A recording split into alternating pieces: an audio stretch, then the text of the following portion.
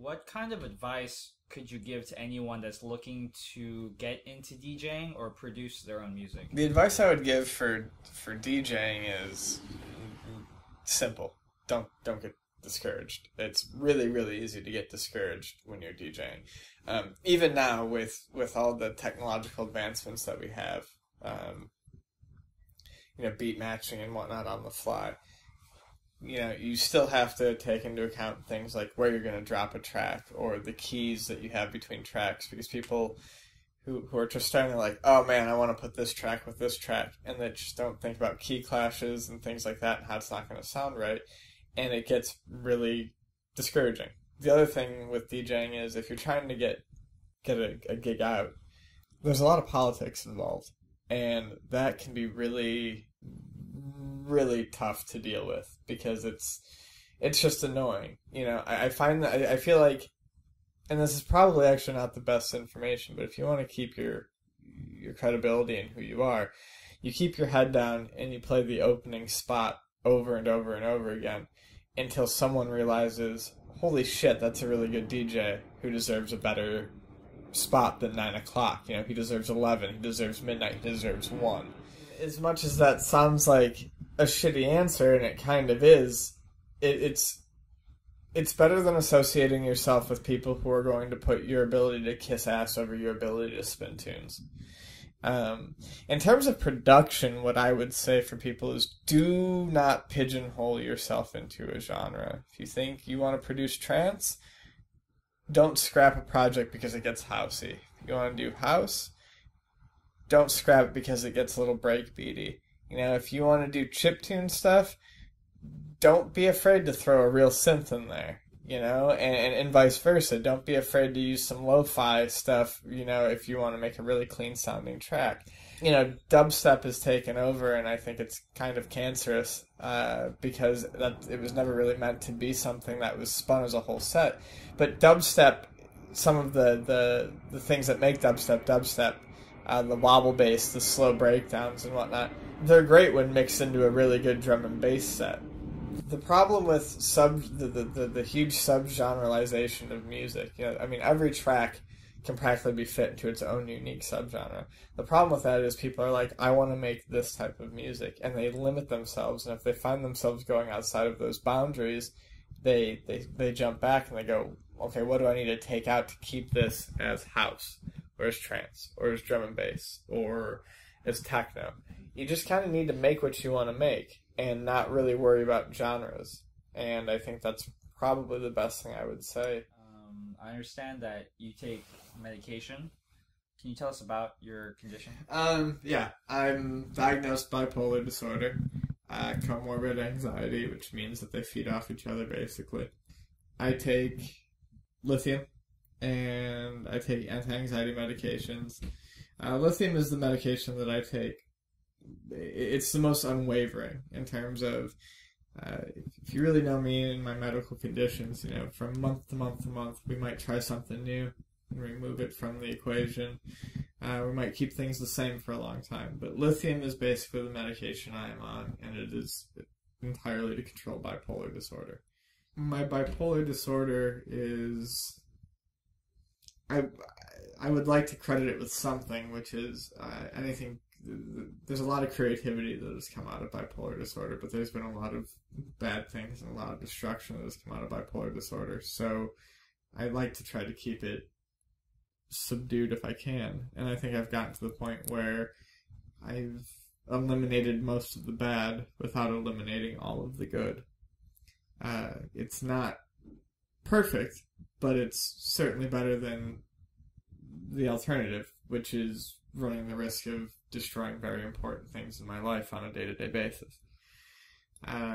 Yeah, it's not super fun, and it's not the most fun thing to talk about, but I've never been shy about talking about it either, because it's just a part of life. And one thing that kills me is there are so many people with mental illnesses who are either ashamed of them and won't talk about them, or who do not actually ever seek out treatment because of the so-called stigma, the stigma attached to the mental illness. And that leads to even worse things. Like a person with cancer is like, okay, I've got cancer and I'm going to work through this. Person with diabetes is like, I've got diabetes every day of my life. I'm going to have to, do this to get through it. Mental illness should be no different. It's a constant line, it's a constant phrase you hear in the mental illness community among support groups and whatnot, but a diabetic would not refuse insulin. A mental health patient should not refuse their lithium or their antidepressant.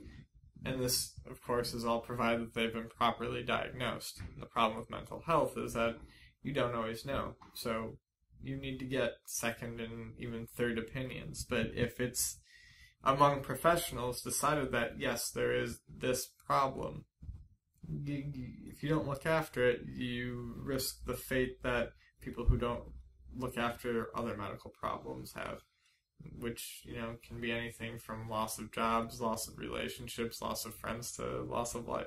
When were you diagnosed with these conditions? I think I was officially diagnosed when I was 21 with bipolar 22, which is common. Bipolar is usually diagnosed in late teens, but especially in early 20s.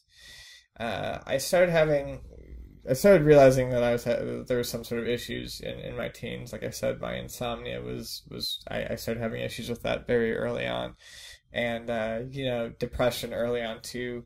But this kind of ties into being diagnosed properly.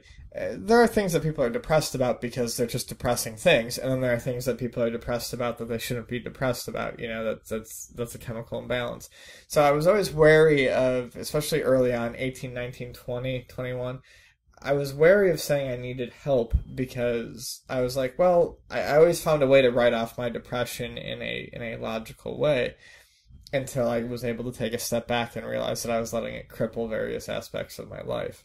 And when I had my first couple manic episodes, which are characterized by things such as, here we are, I'm drinking, but characterized by such things as, excessive drinking, extreme spending of money, wild mood swings, that I realized that I maybe needed to look into things a bit more.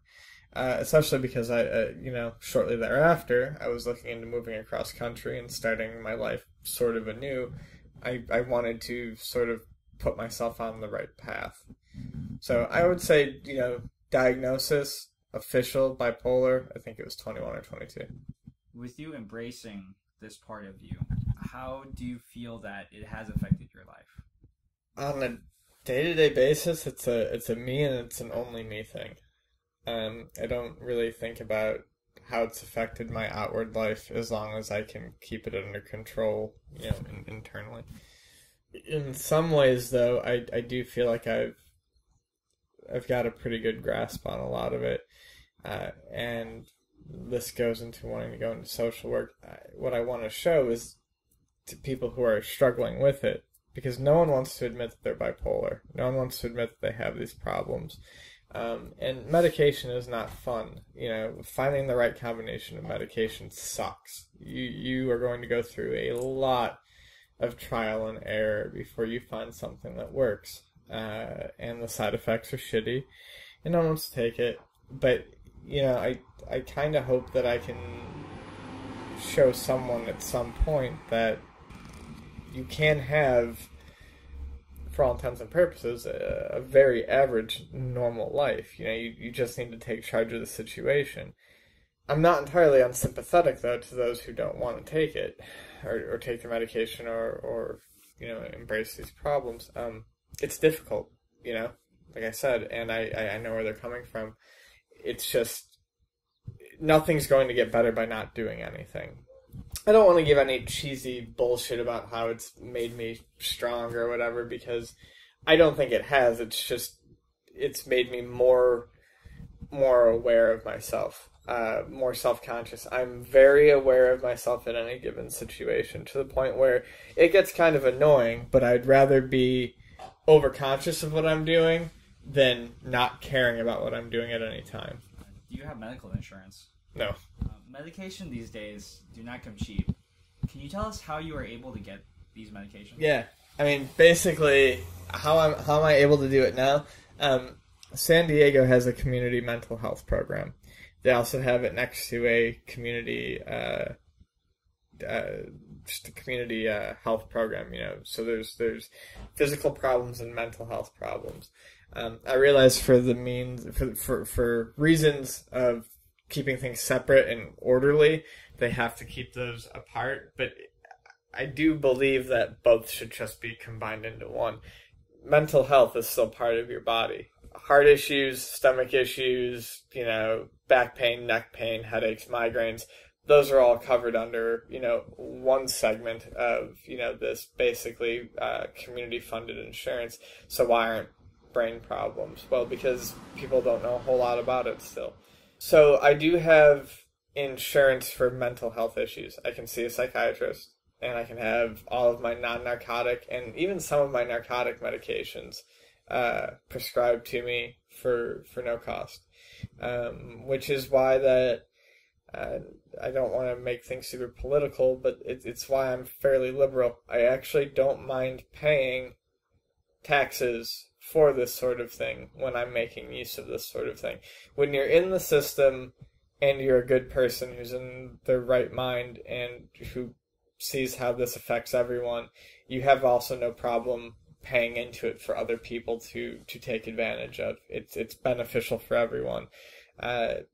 Because quite honestly, I hate to say it, but people like me, unmedicated, without any sort of guidance, generally end up on the streets because something like bipolar gets worse as you get older. So if you're not talking to a psychiatrist, if you're not monitoring your medications, monitoring levels in your blood,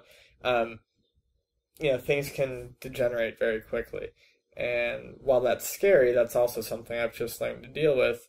And I just say to myself, well, it's not going to happen because I stay on top of it.